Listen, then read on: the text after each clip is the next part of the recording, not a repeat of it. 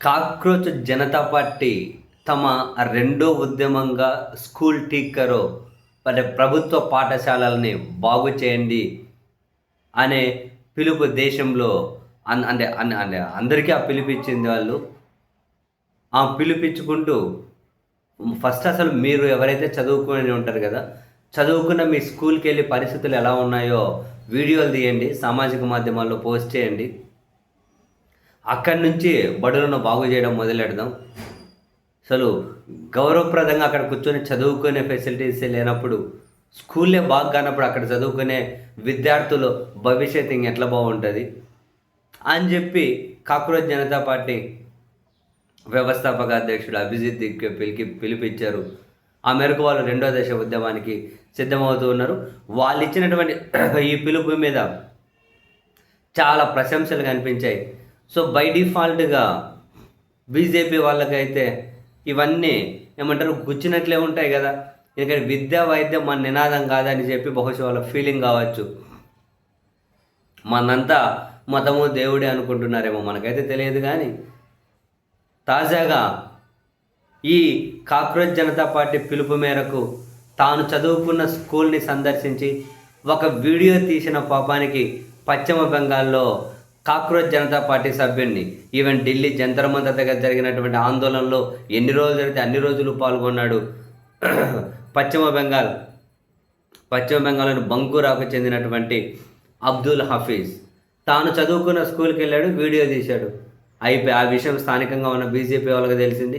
వాళ్ళ అబ్దుల్ హఫీజ్ ఇంటికి వెళ్ళారు.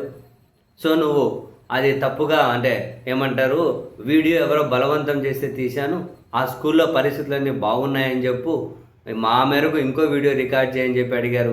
నేను అట్లా చేయనన్నారు. దాడి చేశారు. అబ్దుల్ హఫీజ్ వాళ్ళ నాన్న అడ్డుకున్నాడు. వాళ్ళ నాన్న మీద దారుణంగా దాడి చేస్తే పాపం చనిపోయాడు. వాళ్ళ నాన్నని చంపేశారు. అబ్దుల్ హఫీజ్ వాళ్ళ నాన్న మీద ఒక్కసారిగా దేశంలో సంచలన విషయంగా మారింది. అభిజిత్ దీప్కే దీని మీద స్పందించారు. మేము వెళ్ళి నేరుగా ఆ కుటుంబాన్ని పరామర్శిస్తాం, ఆ కుటుంబానికి ధైర్యంగా ఉంటాం. ఇటువంటి హింస ద్వారా మమ్మల్ని రెచ్చగొడితే పరిణామాలు మరింత తీవ్రంగా ఉంటాయి. నా రక్తం మరిగిపోతుంది ఈ విషయం తెలుసుకొని. దీనికి బాధ్యులైన వాళ్ళు ఖచ్చితంగా తప్పించుకోలేరు అని చెప్పి ఆయన అన్నారు. పశ్చిమ బెంగాల్ బీజేపీ మాత్రం మా ప్రభుత్వానికి చెడ్డ పేరు తీసుకురావాలని చెప్పే కదా ఇప్పుడు వచ్చి ఈ స్కూళ్ళు ఇవన్నీ వీడియోలు తీస్తూ ఉన్నది. ఇంతకుముందు మమతా బెనర్జీ ముఖ్యమంత్రిగా ఉన్నప్పుడు అట్లా ఏమైనా తీశారా, అది దీనికి సంబంధం లేకుండా అని చెప్పితే, ఢిల్లీ బీజేపీ మాత్రం మా పార్టీ వాళ్ళు ఉంటే మాత్రం మేము చర్యలు తీసుకుంటాం, మేమేమి హింసను ప్రోత్సహించమని చెప్పి వాళ్ళు అన్నారు. పశ్చిమ బెంగాల్ ముఖ్యమంత్రి అయితే ఇందులో ముగ్గురిని అరెస్ట్ చేసాం, ఇంకో ఇద్దరిని అరెస్ట్ చేస్తాము, వాళ్ళు తప్పించుకున్నారని చెప్పి ఆయన అంటూ ఉన్నారు.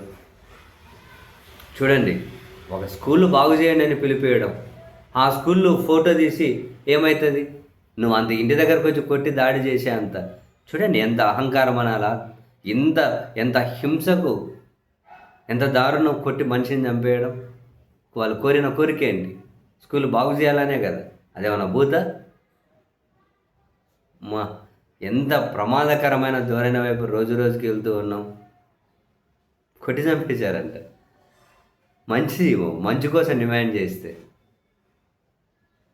అసలు ఎక్కడున్నాం మనం, ఎలాంటి రాక్షసుల మధ్య ఉన్నాం.